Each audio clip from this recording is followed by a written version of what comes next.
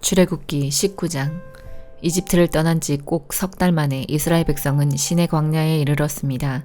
이스라엘 백성은 르비딤을 떠나 시내 광야에 이르러 시내산 맞은편 광야에 천막을 쳤습니다. 모세는 하나님을 만나러 산으로 올라갔습니다. 여호와께서 산에서 모세를 불러 말씀하셨습니다.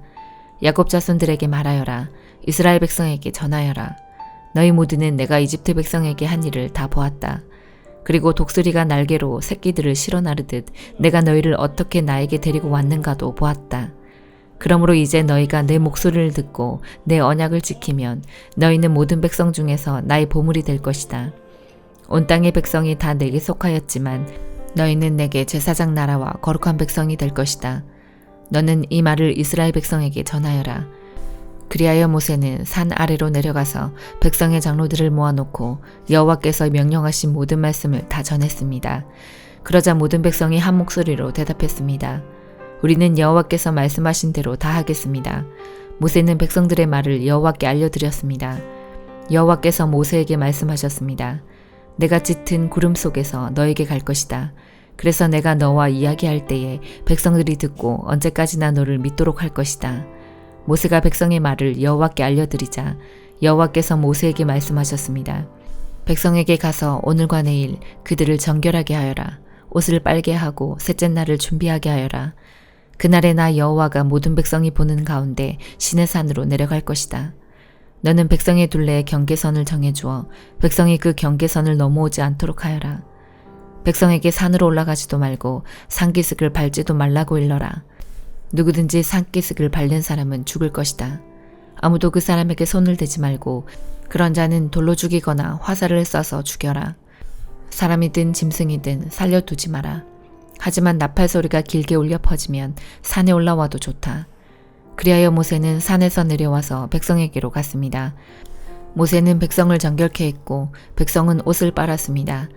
모세가 백성에게 말했습니다. 셋째 날을 준비하시오. 여자를 가까이 하지 마시오. 셋째 날 아침이 되었습니다. 산 위에 짙은 구름이 끼면서 전둥과 번개가 쳤습니다. 그리고 굉장히 큰 나팔 소리가 울려 퍼지자 진에 있던 모든 백성이 두려워 떨었습니다. 모세는 백성들이 하나님을 만나도록 하기 위해 백성들이 사는 천막에서 백성을 이끌고 나왔습니다. 백성은 산기슭에 섰습니다. 시내산은 연기로 덮여 있었습니다. 왜냐하면 여호와께서 불 속에서 산으로 내려오셨기 때문이었습니다. 마치 가마에서 나는 연기처럼 산에서 연기가 솟아올랐습니다. 그리고 산 전체가 크게 흔들렸습니다. 나팔 소리가 점점 커지는 가운데 모세가 말하고 하나님께서 소리를 내어서 모세에게 대답하셨습니다. 여호와께서는 시내산 꼭대기로 내려오셔서 모세를 산 꼭대기로 올라오게 하셨습니다. 그래서 모세는 산 꼭대기로 올라갔습니다. 여호와께서 모세에게 말씀하셨습니다. 내려가서 나를 보기 위해 가까이 나오지 말라고 백성에게 경고하여라. 그렇지 않으면 많은 사람이 죽을 것이다. 나에게 가까이 나아오는 제사장들도 스스로를 정결하게 하지 않으면 여호와인 내가 그들에게 벌을 내릴 것이다. 모세가 여호와께 말씀드렸습니다. 백성은 시내산으로 가까이 올 수 없습니다. 주님께서 산 둘레의 경계선을 정하고 산을 거룩하게 하라고 말씀하셨기 때문입니다. 여호와께서 모세에게 말씀하셨습니다. 내려가서 아론을 데려오너라. 하지만 제사장이나 백성은 가까이 오지 못하게 하여라. 그들은 나 여호와에게 가까이 오면 안 된다. 가까이 오기만 하면 내가 벌을 내릴 것이다. 그래서 모세는 백성에게로 내려가서 주님의 말씀을 그대로 전했습니다. 누가복음 22장. 유월절이라고도 하는 무교절이 다가왔습니다. 대제사장들과 율법학자들은 어떻게 하면 예수님을 죽일까 공리를 하였습니다. 이는 그들이 사람들을 두려워하였기 때문입니다. 사탄이 12제자 중 하나인 가룟이라고 하는 유다에게로 들어갔습니다. 유다가 대제사장과 성전 수비대장에게 가서 예수님을 그들에게 어떻게 넘겨줄지를 의논하였습니다. 그들은 기뻐하면서 유다에게 돈을 주겠다고 약속했습니다. 유다도 찬성하고 사람들이 없을 때에 예수님을 그들에게 넘겨줄 적당한 기회를 찾았습니다. 유월절 양을 희생제물로 바치는 무교절이 되었습니다. 예수님께서 베드로와 요한을 보내면서 말씀하셨습니다. 가서 우리가 먹을 수 있도록 유월절을 준비하여라. 이들이 예수님께 물었습니다. 어디에 준비하기를 원하십니까? 예수님께서 제자들에게 말씀하셨습니다. 보아라, 도시에 들어가면 물 항아리를 가지고 가는 사람을 만날 것이다. 그를 따라 그가 들어가는 집으로 들어가거라. 그리고 집주인에게 말하여라. 선생님께서 내 제자들과 함께 유월절 음식을 먹을 방이 어디냐고 물으셨습니다. 그러면 그 사람이 위층에 있는 정돈된 큰 방을 보여줄 것이다. 거기서 유월절을 준비하여라. 베드로와 요한이 가보니 모든 것이 예수님께서 말씀하신 그대로였습니다. 그들은 그곳에서 유월절을 준비하였습니다. 때가 되어 예수님께서 식사 자리에 앉으셨습니다. 그리고 제자들도 예수님과 함께 앉았습니다. 예수님께서 제자들에게 말씀하셨습니다. 내가 고난을 받기 전에 너희와 함께 이 유월절 음식을 먹기를 간절히 바랐다. 내가 너희에게 말한다. 유월절이 하나님 나라에서 이루어질 때까지 다시는 유월절 식사를 하지 않겠다. 예수님께서 잔을 받아서 감사 기도를 드리고 말씀하셨습니다. 이 잔을 받아 너희들끼리 나누어 마셔라. 내가 너희에게 말한다. 하나님 나라가 올 때까지 포도 열매에서 난 것을 이후로는 마시지 않을 것이다. 그리고 예수님께서 빵을 들고 감사 기도를 드렸습니다. 그리고 떼어서 제자들에게 주시며 말씀하셨습니다. 이것은 내가 너희에게 주는 내 몸이다. 이것을 행하여 나를 기념하여라. 이와 같이 빵을 드신 후에 잔을 가지시고 말씀하셨습니다. 이 잔은 너희를 위하여 흘리는 내 피로 세운 새 언약이다. 보아라, 나를 넘겨줄 사람의 손이 나와 함께 식탁 위에 있다. 인자는 정해져 있는 대로 갈 것이나 인자를 넘기는 그 사람에게는 화가 있다. 제자들이 자기들 중에 누가 이런 일을 하겠는가 하고 서로 묻기 시작하였습니다. 제자들 사이에 누가 가장 큰 사람으로 역임을 받을 것인가를 놓고 서로 말다툼이 일어났습니다. 예수님께서 그들에게 말씀하셨습니다. 이방인들의 왕은 백성들을 위해서 왕 노릇한다. 그리고 권력을 가진 사람들은 백성들에게 은인으로 불린다. 그러나 너희가 그래서는 안 된다. 너희 중에 가장 큰 사람은 가장 어린 사람처럼 되어야 하고 지도자는 종처럼 되어야 한다. 식사 자리에 앉아 있는 사람과 그를 시중 드는 사람 가운데 누가 더 큰 사람이냐? 식사 자리에 앉아 있는 사람이 아니냐? 그러나 나는 섬기는 사람으로 너희 가운데 있다. 너희는 내가 시험을 당할 때 나와 함께 있었다. 내 아버지께서 내게 나라를 주신 것처럼 나도 너희에게 주려고 한다. 너희는 내 나라에서 먹고 마실 것이며 왕자에 앉아 이스라엘의 12지파를 심판할 것이다. 시몬아, 시몬아, 사탄이 너를 마치 밀가부르듯 하는 것을 허락해달라고 요청하였다. 그러나 나는 네가 믿음이 꺾이지 않도록 기도하였다. 네가 돌아온 후에 네 형제들을 굳게 하여라. 베드로가 예수님께 말했습니다.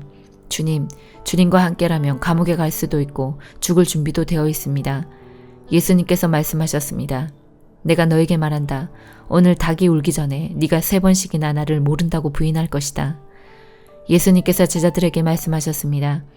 지갑이나 가방이나 신발이 없이 내가 너희를 보냈을 때 너에게 부족한 것이 있었느냐? 그들이 대답했습니다. 아닙니다. 없었습니다. 예수님께서 제자들에게 말씀하셨습니다. 그러나 지금은 지갑이 있는 자는 지갑을 챙기라. 가방도 그렇게 하여라. 칼이 없으면 옷을 팔아서라도 사라. 내가 너희에게 말한다. 그는 마치 범죄자처럼 취급당했다고 쓰여진 이 말씀이 내게서 반드시 이루어져야 한다. 내게 대하여 쓰여진 것이 이제 이루어지고 있다. 제자들이 말했습니다. 보십시오. 주님, 여기에 칼 2개가 있습니다. 예수님께서 그것이면 충분하다라고 말씀하셨습니다. 예수님께서 예루살렘 밖으로 나가셔서 늘 하시던 대로 올리브산으로 가셨습니다. 제자들도 예수님을 뒤따라갔습니다. 그곳에 이르셔서 예수님께서 제자들에게 말씀하셨습니다. 시험에 들지 않게 기도하여라. 그리고 제자들을 떠나 돌을 던져 닿을 만한 곳에 가셔서 무릎을 꿇고 기도하셨습니다. 아버지, 만일 아버지의 뜻이라면 제게서 이 잔을 없애주십시오. 그러나 제 뜻대로 되게 하지 마시고 아버지의 뜻대로 이루어지게 하십시오. 그러자 하늘로부터 천사가 나타나 예수님께 힘을 북돋워 주었습니다. 예수님께서 고통스러워하시며 더 간절히 기도하셨습니다. 땀이 마치 핏방울처럼 땅에 떨어졌습니다. 예수님께서 기도하기를 마치시고 일어나 제자들에게 가셨습니다. 그리고 제자들이 슬픔에 지쳐 잠들어 있는 모습을 보셨습니다. 예수님은 그들에게 말씀하셨습니다. 왜 잠을 자고 있느냐? 일어나라. 그리고 시험에 들지 않게 기도하여라. 예수님께서 말씀하고 계실 때 사람들이 몰려왔습니다. 12제자 가운데 하나이며 유다라고 불리는 사람이 사람들을 이끌고 왔습니다. 그리고 예수님께 입맞추려고 가까이 다가왔습니다. 그러나 예수님께서 유다에게 말씀하셨습니다. 유다야, 입맞춤으로 인자를 넘기느냐? 예수님 곁에 있던 사람들이 돌아가는 상황을 보고 예수님께 말했습니다. 주님, 칼로 이들을 칠까요? 그들 가운데 한 사람이 대제사장의 종의 오른쪽 귀를 칼로 베었습니다. 예수님께서 말씀하셨습니다. 그만두어라. 그리고 그 종의 귀를 만져 고쳐주셨습니다. 예수님께서 체포하려고 온 대제사장과 성전 수비대와 장로들에게 말씀하셨습니다. 강도를 잡듯이 칼과 몽둥이를 가지고 왔느냐? 내가 매일 성전에서 너희와 함께 있었다. 그러나 너희는 내게 손을 대지 않았다.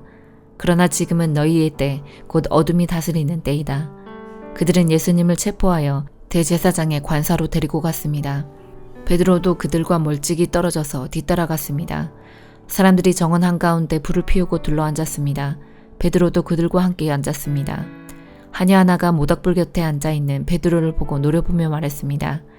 이 사람도 예수와 함께 있었어요. 베드로가 부인하며 말했습니다. 여보시오, 나는 예수를 모르오. 조금 후에 또 다른 사람이 베드로를 보고 말했습니다. 당신도 그들과 한패요. 그러자 베드로가 말했습니다. 이 사람아, 나는 아니야. 약 1시간 후에 다른 사람이 주장했습니다. 분명히 이 사람도 예수와 한패요. 이 사람도 갈릴리 출신이니까. 그러자 베드로가 말했습니다. 여보시오, 나는 당신이 무슨 말을 하는지 알지 못하오. 베드로가 말하고 있을 때 닭이 울었습니다. 주께서 돌아서서 베드로를 보셨습니다. 베드로는 주께서 오늘 닭이 울기 전에 네가 나를 3번이나 모른다고 부인할 것이다 라고 하셨던 말씀이 기억났습니다. 그래서 베드로는 밖으로 나가서 몹시 울었습니다. 예수님을 지키던 사람들이 예수님을 모욕하고 놀렸습니다. 그들은 예수님의 눈을 가리고 물었습니다. 알아맞혀 보아라. 너를 때린 자가 누구냐? 그 사람들은 여러 가지 말로 예수님을 모독하였습니다. 날이 밝자 백성의 장로들, 곧 대제사장들과 율법학자들이 함께 모였습니다.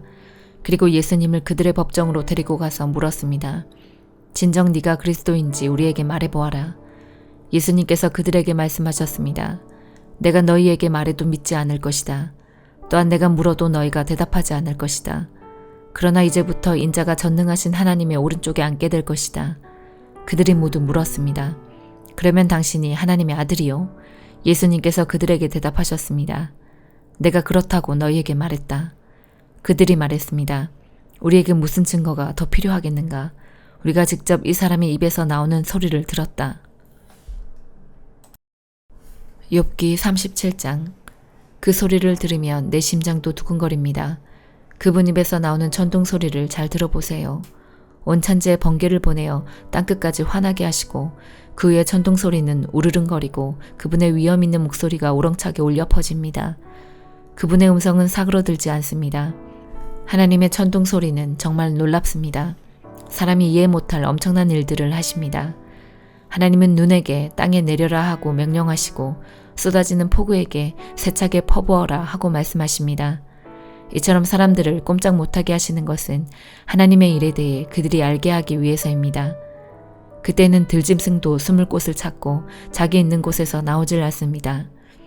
남쪽에서는 폭풍이 불어오고 북쪽에서는 차가운 바람이 몰아치며 하나님께서 내뿜으시는 입기운에 얼음이 생기고 넓은 호수물조차 꽁꽁 얼어붙습니다. 그분은 구름에 습기를 가득 채우시고 구름 사이로 번갯불을 번쩍거리시지요. 그것들은 하나님의 명령대로 이리저리 움직이며 온 세상에서 그분의 명령을 수행합니다. 그분은 사람을 벌하실 때나 땅에 비를 내리실 때, 징계하실 때나 사람들에게 사랑을 보이실 때 구름을 사용하십니다. 욥 어르신, 가만히 하나님의 기이한 일들을 한번 생각해 보십시오. 당신은 하나님께서 어떻게 구름을 만드시고 어떻게 번개를 번쩍이게 하시는지 아십니까? 구름이 균형을 잃지 않고 떠다니는 것과 지혜가 온전하신 분이 행하시는 이적을 이해할 수 있나요? 남풍이 불어 땅이 조용할 때 따뜻해지는 까닭을 아십니까? 당신은 하나님께서 청동구리를 부어 만든 유리처럼 단단한 하늘을 펼 수 있습니까? 우리가 그분에게 할 말을 가르쳐 주십시오. 우리는 어둠에 쌓여 있어 그분에게 무슨 말을 해야 할지 모르겠군요. 내가 하고 싶은 말을 하나님께 다 할 수는 없습니다. 내가 왜 하나님께 나를 삼키실 기회를 드리겠습니까? 바람이 하늘을 깨끗이 휩쓸고 간 후 그 빛 때문에 태양을 똑바로 쳐다볼 수 있는 사람은 없을 것입니다. 그분은 영광의 빛에 휩싸여 북쪽에서 오시고 위험 가운데 임하시지요. 우리는 전능자의 권능을 상상조차 할 수 없습니다. 그분의 권능은 끝이 없으시고 공의와 의가 많으신 분인데 어떻게 그런 분이 사람을 괴롭힐 수 있겠습니까? 그러니 사람들이 그분을 경외하지 않을 수 없지요. 스스로 지혜롭다고 생각하는 자를 그분은 무시하십니다. 고린도후서 7장. 사랑하는 여러분, 우리에게 이런 약속들이 있으므로 우리의 몸과 영혼을 더럽히는 모든 것에서 자신을 깨끗하게 합시다. 그리고 하나님을 두려워하는 마음으로 거룩함을 온전히 이룹시다. 여러분의 마음을 열어 우리를 받아주십시오. 우리는 아무에게도 악을 행하지 않았고 아무도 더럽히지 않았으며 아무도 속여 빼앗은 적이 없습니다. 여러분을 꾸짖기 위해 이런 말을 하는 것은 아닙니다. 전에도 말했지만 여러분은 우리 마음속에 있어 우리는 여러분과 함께 죽기도 하고 살기도 할 것입니다. 나는 여러분에 대해 큰 확신이 있습니다. 나는 여러분을 대단히 자랑스럽게 여기고 있습니다. 모든 환난 중에서도 여러분은 내게 많은 위로가 되었으며 기쁨이 넘치게 하였습니다. 우리는 마케도니아에 도착했을 때도 조금도 실수가 없었습니다. 우리는 사방에서 환난을 당하였습니다. 밖에서는 싸움이 있었고 안에서는 두려움이 있었습니다. 그러나 낙심한 사람들을 위로하시는 하나님께서 디도를 보내어 우리를 위로하셨습니다. 디도가 온 것만 우리에게 위로가 된 것은 아닙니다. 여러분이 디도를 위로해 주었다는 말을 듣고 우리는 더 큰 위로를 받았습니다. 디도는 나에게 와서 여러분이 나를 몹시 보고 싶어 한다는 것과 나에게 잘못한 것을 뉘우치고 있다는 것과 나를 대단히 염려하고 있다는 소식을 전해주었습니다. 그래서 나의 기쁨은 훨씬 더 커졌습니다. 지난번에 쓴 편지로 인하여 내가 여러분의 마음을 아프게 하였지만 후회는 하지 않습니다. 여러분이 그 편지로 인해 잠깐이나마 마음 아파했다는 것을 알고는 나 자신도 후회를 하였지만 지금은 오히려 기뻐합니다. 그것은 여러분이 마음 아파해서가 아니라 여러분이 아파함으로써 회개를 하게 되었기 때문입니다. 여러분은 하나님께서 원하시는 뜻대로 슬퍼하였으므로 우리 때문에 조금도 상처를 받지 않았습니다. 하나님의 뜻에 맞는 슬픔은 회개하여 구원에 이르게 하므로 후회할 것이 없습니다. 하지만 세상의 슬픔은 죽음에 이르게 합니다. 하나님의 뜻에 맞는 슬픔이 여러분에게 어떤 결과를 가져다 주었는지 보시겠습니까? 여러분은 더 진지해졌고 자신의 무죄를 더 증명하게 되었고 어떤 것에 대해 더욱 분노를 느끼게 되었으며 경각심을 갖게 되었습니다. 또 간절히 바라게 되고 관심을 갖게 되고 잘못을 저지른 사람들을 벌하게 되었습니다. 여러분은 모든 점에 있어 이 문제와 관련하여 무죄라는 것을 보여주었습니다. 그러므로 전에 내가 여러분에게 쓴 편지는 불의를 행한 사람이나 불의함을 당한 사람들을 겨냥하여 쓴 것이 아닙니다. 그 편지는 우리를 향한 여러분의 마음이 어떠한지를 하나님 앞에서 여러분에게 분명히 알려주기 위해 쓴 것이었습니다.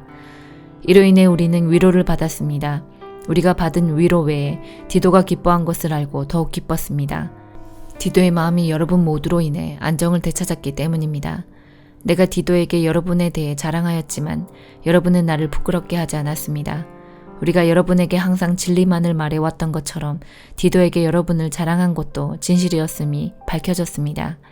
디도는 여러분 모두가 그의 말에 순종하고 두렵고 떨리는 마음으로 자기를 맞아준 것을 기억하면서 여러분을 더 깊이 사랑하게 되었습니다. 나는 여러분을 전적으로 신뢰할 수 있게 되어 기쁩니다. 아멘.